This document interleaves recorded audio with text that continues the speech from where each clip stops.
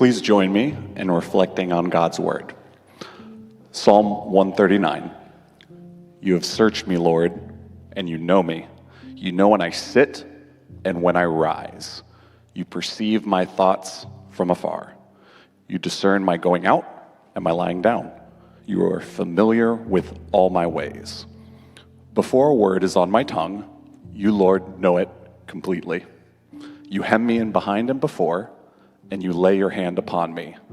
Such knowledge is too wonderful for me, too lofty for me to attain. Where can I go from your spirit? Where can I flee from your presence? If I go up to the heavens, you are there. If I make my bed in the depths, you are there. If I rise on the wings of the dawn, if I settle on the far side of the sea, even there your hand will guide me. Your right hand will hold me fast. If I say, surely the darkness will hide me, and the light become night around me, even the darkness will not be dark to you. The light will shine like the day, for darkness is as light to you. For you created my inmost being. You knit me together in my mother's womb. I praise you because I am fearfully and wonderfully made. Your works, they are wonderful. I know that full well. My frame was not hidden from you when I was made in the secret place, when I was woven together in the depths of the earth. Your eyes saw my unformed body. All the days ordained for me were written in your book before one of them came to be. How precious to me are your thoughts, God. How vast is the sum of them. Were I to count them, they would outnumber the grains of sand. When I awake, I am still with you. If only you, God, would slay the wicked. Away from me, you who are bloodthirsty. They speak of you with evil intent. Your adversaries misuse your name. Do I not hate those who hate you, Lord, and abhor those who are in rebellion against you? I have nothing but hatred for them. I count them my enemies. Search me, God, and know my heart. Test me and know my anxious thoughts. See if there is any offensive way in me, and lead me in the way of the everlasting. The word of God.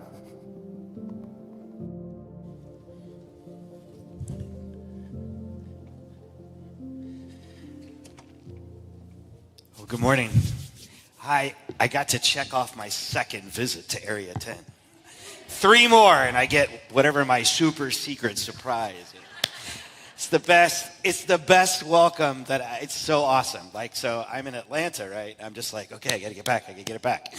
So before we get going, I just want to, it is such a privilege to be here.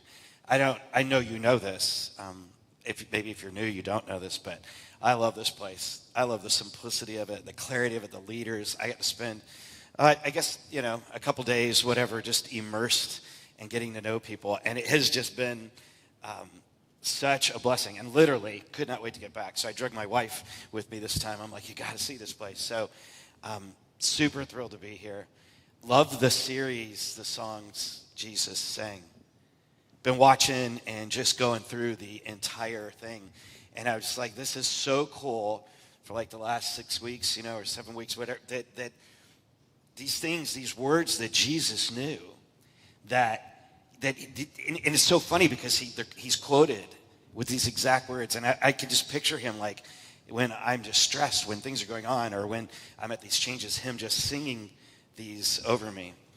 And so when Chris asked me to speak today, we were in the middle of 21 days of prayer. We'd never done that at our church. I go to a church called Three Taverns Church in Atlanta, and we'd never really done that. And we just stopped and said, there's so much good going on. Things are moving so fast. We have no idea what to do. And all of us just were kind of like, well, we just need to spend more time with God. We just need to spend a little more time. I need to be. And the first thing we realized, we just need to be in his presence. But when Chris called, our 21 days had gone to 28, and we're just like, we just need answers. And really what it came down to was just, we didn't know how to move forward. What's the next step? Where do we go? What do we do? And how do we move forward? And so I don't know if you've ever been in that kind of place. In the middle of the 21 days of prayer, I rediscovered Psalm 139. I want to say I discovered it because I read it fresh and new for almost the first time. And it just struck me And so, I don't know, we all have these times where we need to move forward, where it's like just forward from something not good for us, forward from just maybe a bad circumstance, and sometimes just forward in good things. Like, we're in a great place, but it's like, how do you get to the next place without getting messed up? Who wants to take the wrong step, right? And you ever done the redo? I've done the redo, right? Don't want to do that. So it's just like, we're just in this place where it's like moving forward good, but I've also been in those places where it's, how do I move forward from this bad thing, this boss that's just oppressive, or this thing that's not working anymore? And so if you've ever felt that way, if you've ever been in that spot, then I hope today you find some inspiration from the psalm, because God so inspired me when I read it, and I was just reading it myself, just at an altar during the middle of that time of prayer, and it was just super, super, super cool. So I don't know what'll catch you, like when they were reading, but I know what caught me, and what caught me when we were reading were these two verses. It said this. So David, after just looking at all the great stuff God's done and how God knows him and everything else, said this: "Search me, O God, and know my heart. Try me and know my thoughts." Wow. "And see if there be any grievous way in me." And then and it's just like, wow. Like, whoever did that to God, like, when's the last time I looked at God and said, go? Like, you look deep inside of me.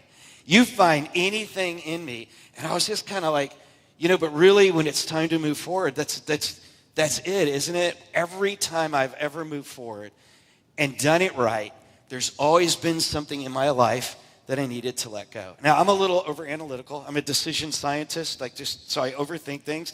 You may be easier and just, easygoing, but I know, like, every time I've ever moved forward in my life, there's always been something that needed improvement, that needed to be let go, a new skill that needed to be learned. And so these words of, like, self-awareness, before I go to this new place, before I go to this thing, hey, God, in a loving way, please, right? Because he knows everything. In a loving way, could you just look, is there anything in me that's like grievous, like that's maybe off a bit, that needs to get fixed before I start taking a step? And this was the lead-in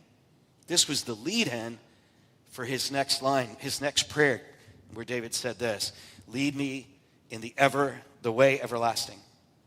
So I love that, like, lead me in the way everlasting. And for some reason, that just caught with me, which is like, he doesn't just want him to show him what to do, but he wants this, like, everlasting, permanent, no regrets. I'm going to move forward, and I want to move forward with you, God, in the way everlasting. Like the thing that's eternal, the thing that's going to work forever. So in the entire song that David wrote, when he wrote to God, he was saying, like, so you know every one of my thoughts. You heard that, right? And you know my heart. And when I was born, you saw me, and you already knew, because you know everything, like how my life was going to go. And even when it's dark, the dark is not dark to you. So, like, you're like my headlamp. You're my fog lamp. You'll get me there. And he's rolling all that up, and he's saying, hey, God, so lead me in the way everlasting. And that, combined with that kind of self-awareness, really resonated with me, right? That just really resonated with me. There's this verse in Proverbs that reads this way: "Many are the plans in the mind of a man." Yeah. You got them? The dreams, the plans, I'll do this and that. And it's great, because I had a mentor once who said, "You think you can control everything, but you control nothing." So many are the plans in the mind of man, but it's the purpose of the Lord that will stand. And it was just like, wow. Okay, so here's David recognizing all the power of God, and he's saying, lead me in the way everlasting, but there's this underlying theme of this: you're like gravity, God. You never change. So like the eternal truths of God, the eternal love of God, the way everlasting, it is going to work whether I go on that ride or not. That wave is coming. I can ride it. I cannot ride it. I can choose to do it my own way. I can do anything I want to do. But the way everlasting is his way. And it's like, I call it like spiritual physics. That God's laws, like, they work. They work for people who believe in him. They work for people who don't. Like I've seen people be generous who don't believe in God, and generosity, the blessings come from that. But the key is David is a man of God. Anyway, I was like, phew. And I remember when I first read that proverb, I changed the way I was raising the kids. And I started saying to the kids, I drove them nuts. I mean, every time they were headed to school, every time they were headed to do anything, I would just say these things to them. I would say, hey, before you go, Jordan, our daughter, Jordan, before you go, just remember, this is like they're going to school. Like I'm pushing them out of the car, and I'm like, hey, choose God. Every decision counts, and good always wins. And this became my mantra because I began to realize if I could get them to, in every situation, just think, like, what would God do? Like, what do I know about him? What's his character? Whatever. That if they would choose God and they would realize that every single decision counted. And that ultimately, if you're on the right team, which is good always wins. In the end, good always wins. It may get persecuted, it may get made fun of, but good always wins. And really, that's just resonating what David's saying in Psalm 139, which is what? Right? God, you know everything. And no matter what I do, and no matter what anybody else does, if I choose you, I'm going to win. If I choose you and I find your ways, they're going to work. And you know everything and you know me. So help me find for me, right, the way everlasting. It's time to move forward, God. How do I get there? And so when I'm at these points in my relationship with, the world, with work, with anything else, and I'm like, it's time to move forward. I want to move forward in a surefire way. I hope you're there too. Like, right? Who wants to guess? Like, I'm done guessing. Like, right? So I'm at a point where we're traveling all over the world, and I'm away from home, and I'm like, is this really how this is supposed to go? Who wants to guess? Who wants to guess about, like, that new job? Or, maybe it's time for me to put some boundaries on this relationship, or wherever you're at. I always want to move forward in a surefire way. Like if I could get the way everlasting, if I could figure out exactly how this is going to work, then I'm just in a much better place. And I'll tell you why. Because I've learned this about Doug. And this may be true about you. David echoes this in Psalm 139. That every time that I move forward into something new, and it really works, it is founded upon a really healthy relationship with my God. It's like when I'm in a really healthy spot with God, when I'm in a really good place where I'm spending time with him, where I'm praying, where I'm just aware and very self-aware, every time that happens and I'm in that place, what I've noticed is everything and every step forward from that point seems to go way better. There's less regrets, there's more success, there's a better decision. So David is kind of at that same thing, right? But David's at this place, he's writing this psalm, and the entire first part of the psalm, like 17 verses are all about what? How he just loves his walk with God. He loves his relationship with God. And he's like, I'm just in a great place. You bless me. And even when I'm wrong, you've helped me get right. He's not dealing with shame. He's there, and he realizes that God knows everything, and like he could tap into that. And this is the place that he starts. And so before he ever asks God, hey, show me the next step, he just stops and realizes and thanks God for this incredible relationship he has. And then I got to be honest with you. As I'm reading this, I moved forward to this verse 19, and it derailed me. And I don't know if it's derailed you ever, but this is what I read. And it said this, right? So he's just like, you're great, you're awesome, our relationship was great. And then there's this hard stop, just like a hard stop in the song. If you're musical, it'd be like a bridge. Like it's just a hard stop, a whole new, and it goes like this. Oh, that you would slay the wicked, O God. Oh, men of blood, depart from me. They speak against you with malicious intent. Your enemies take your name in vain. Wow. Don't I hate those that hate you, O God? And don't I loathe those who rise up against you? And then this line, I hate them with complete hatred. I'm like, that's harsh. Like, God's a God of love, right, David? And you're just talking about this great relationship you have. And then I read this, but before you get hung up, let me just kind of set you free, because it took me a minute to kind of look at this. That word hate that's in there, that kind of is like, I hate you with complete hatred. What it's really saying is this in Hebrew, it's like, I separate myself from you. Like, I loathe it, I dislike it so much that I separate myself from it. So it's not hate maybe like the way we think. I mean, clearly it is in a sense, but it's more this sense of like, I'm going to get so far away from this. God, I have set myself aside from this. What you hate, I hate. Those who hate you, I hate. I separate myself from them. And I was like, why, God? Like, how does this fit in this beautiful relationship with God? And then how's it fit? Like, right after this is where David's like, show me how to go forward. And what I realize is this. In a lot of the songs that Jesus would sing, and a lot of the psalms that David wrote, there's these little brief pauses before he gets ready to move forward where he just looks at the circumstances around him. And it's like a light bulb went off for me. Like, before I'm getting ready to move and I sense it's time to move, I need to sometimes just stop and look at my circumstances around me. David is being persecuted. People hate him. They're after him. They want to destroy him because he's the man of God. The world is there. And surely you felt this way, right?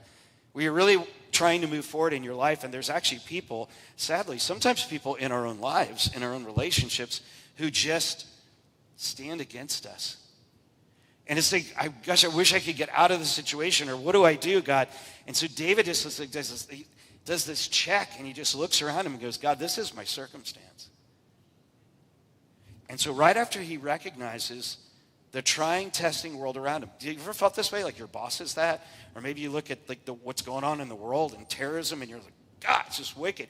Or when you look at that person and that relationship where it's troubling. And so this is kind of what David does. He looks and he goes, like, look at these people. Look at these people who are oppressing me. And I was like, man, how powerful though. So right after he looks at that circumstance and the people around him and says, this is not ideal, come those verses we read at the beginning, right? Which is just, search me, O God. Now, how healthy is that? So I look at everything that's going around me and I'm like, this is bad. But then I'm going to stop and say, hey, wait a minute. Am I that person? Am I the very thing I hate? Where am I at? And let's make sure that I am in a good place as I go forward. So, really cool. What struck me in this whole thing is that David goes through and he wants to have this like really healthy starting point for himself, right? And whether you're in the midst of trouble or whether David's in the midst of trouble or not, he gets to this point where he just kind of goes, okay, I'm going to check out the circumstances around me. But then immediately afterwards in the next verse, he does this thing where he does what? He actually turns away from that and he turns back to God. So I see all of this. Now what I'm going to do is I'm going to turn back here. I'm not going to let my circumstances determine this next step forward. So David's looking for what God would want. Like he's looking for what God would want. Like, show me the what? The way everlasting. He knows a couple things about God that are all through the Bible. He gets this, is that what? That he knows that God, what? Finishes what he starts. And if you've ever read the Bible, if you haven't, that's cool. Let me just tell you, there is no place where God starts something that he doesn't finish it.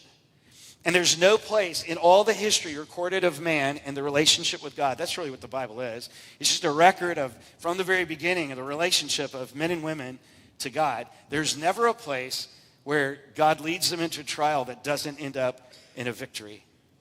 And so David also knows that God always teaches us. Like, he'll help refine us. If we turn our hearts towards him, he'll help us become improved. And so as David's looking at, like, how do I go forward? It's time to move forward, God. How do I move forward? He looks away from the circumstance and looks back to the God in the first 16 verses that was what? All-powerful, all-knowing, ever-present, and says, I want to do what you're doing. I want to do what you want to do. Like, I want the what? The way everlasting, not the way of Doug, or the way of my wife, or the way of my friends, or the way of prophet, whatever. And God may do like great things like with that. But David's just like, I want the way everlasting. Now, the Bible's full of incredibly practical one-off advice, and I could take all morning and just give you all the ones I love, you know? Like just practical, like this is how to raise a kid, and this is what to do with money, and just super simple stuff that's changed my world. But when I realized that David's looking for God's way, it reminded me of Jesus. So let me read to you what Jesus said to the people who followed him. This is what he said. Truly, truly, I say to you, this is God, it's the Son of God talking. The Son can do nothing on his own accord, but only what he sees the Father doing. For whatever the Father does, the Son does likewise. For the Father loves the Son and shows him all that he himself is doing. And greater works than these will he show him, that you may marvel. So while God's on earth, Jesus is on earth, the Son of God is on earth, he's saying what? He's going to his prayer times, he's going to times, he's looking at his Father and he's saying, show me the way everlasting. I'm going to look at where you're going and I want to go with you. That line from the Son of God, it is so incredible to me that he says, I don't do anything on my own accord. I do what my Father is doing. There's an incredible author named Henry Blackaby wrote a book called Experiencing God. And in it, I hate to ruin it for you, but spoiler alert, okay? There's just one huge truth, and that's this. If you really want to do something incredible with your life that's just life-changing, that's so God, that you know he's going to bless, that you know that he's in and he's involved in, then go and look for where God's already working and join him. Instead of what? Hey, God, I'm over here. Come help me, bless me where I'm at. Instead, do the simple thing. Look at where God's working. Look at that relationship that he's working in where you see it prospering. And look at that. Do you get it? Look at where he's working in you and lean into that. Look at the gifts he's given to you and lean into that. And this is Jesus saying, while I was on earth, I didn't do anything on my own. I just looked to where my Father was working because he loved me and he showed me. And then he makes this promise to us later. It says, and he'll do the same for you.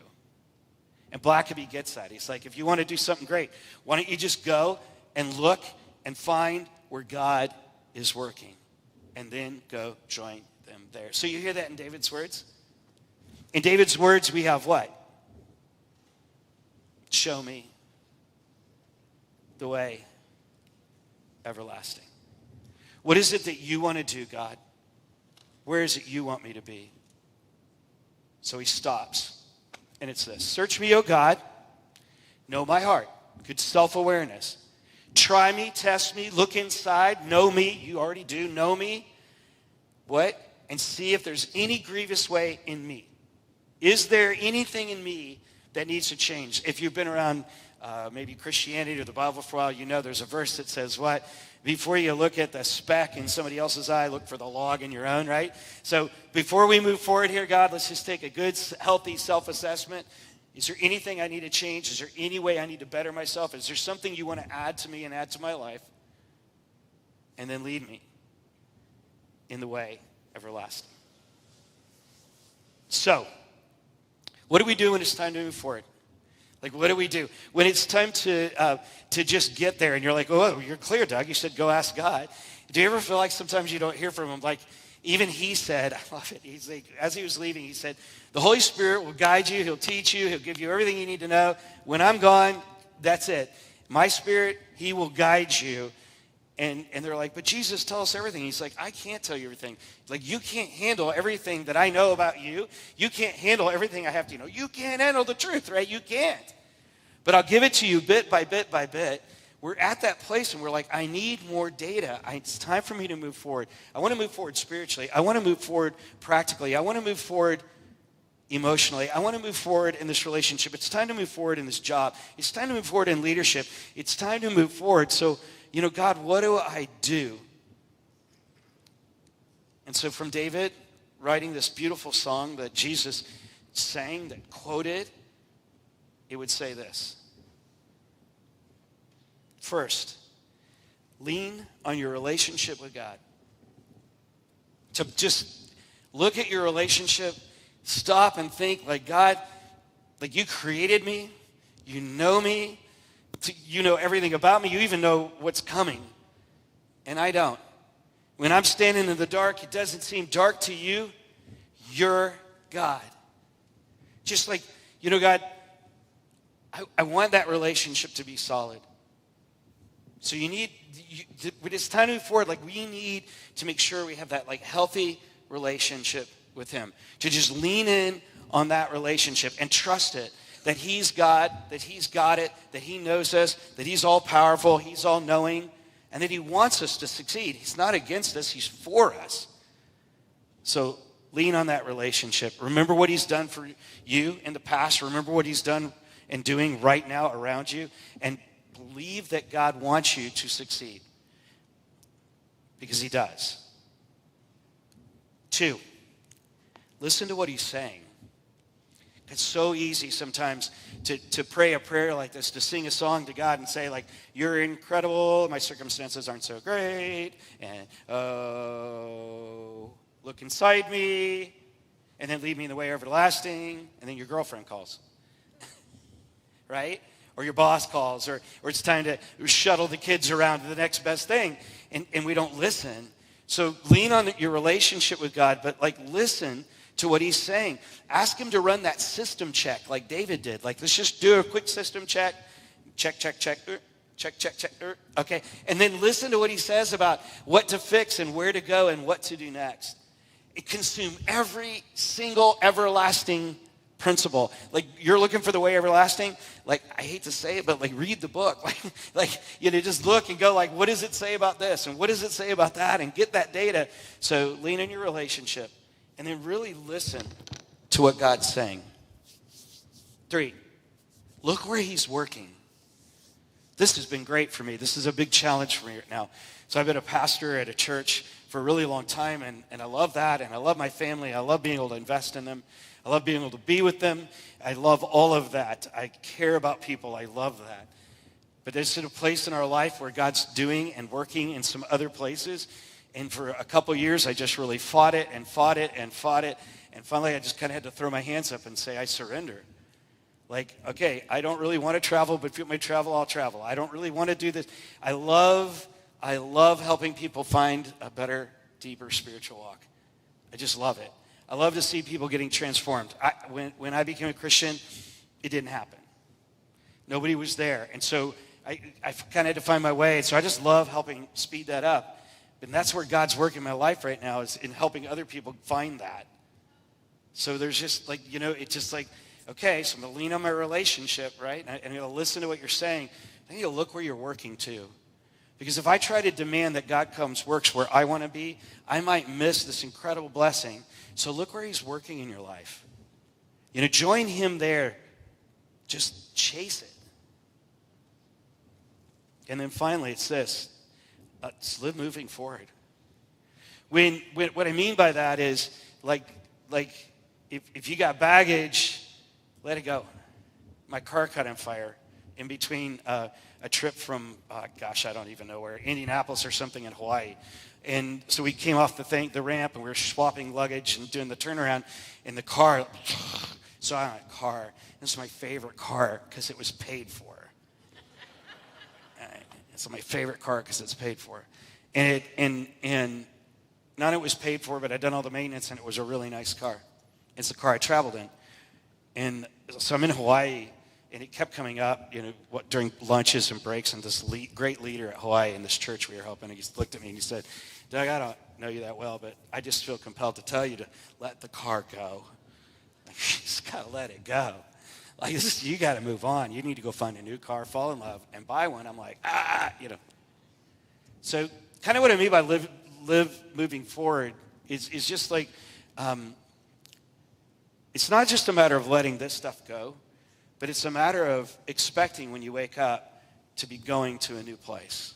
A new place spiritually, a new place emotionally, a better relationship, working towards a better job or a better position in the job you're in, or being a better mom or dad, or being a better husband. It's that listen to those words of God, look where he's working, but then adjust your life to that. Like, just know that there's incredible stuff out there. If you're moving from a yicky place, there's a less yicky. In fact, there's tremendously blessed places. If you're in a good place, there's a better place. God's always on the move, and anytime we look and listen to him and lean on that relationship, especially when it's time to move forward, it just absolutely works. So, what would Jesus say? What song would he sing when it was time to move forward? And I think he'd pull out Psalm 139 and he'd sing it. And then he'd probably have to help us understand where David was at and what David was doing. And then he would look at us and he would say, hey, I'm here for you. Lean on this relationship. I'm here for you. I forgive you. I love you. But so much more than that, I want you to succeed. So could you just listen? You're asking, let me speak those words to you. Let me show you where I'm working. And hey, once you have the truth, how about you adjust your life to it? And let's go somewhere great together.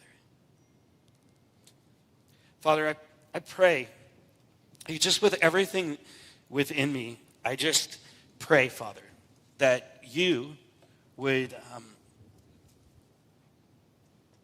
show us, help us see where you're working. Help us see what you're doing. And if we're not in that place, like if we're not in that place or near it, that you'd help us with like your GPS, your God positioning system to kind of show us how we can get there. Father, when we're in those moments where we just know it's time to move forward, maybe out of a relationship, into a relationship, boundaries, jobs, all these things that we deal with in our lives.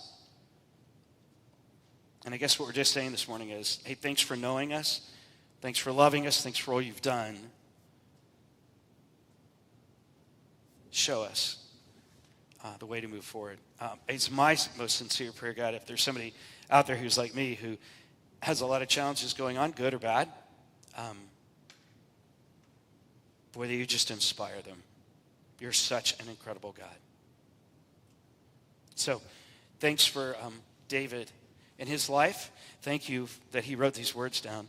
Thank you that Jesus quoted them. And thanks that we get to hear them. Amen.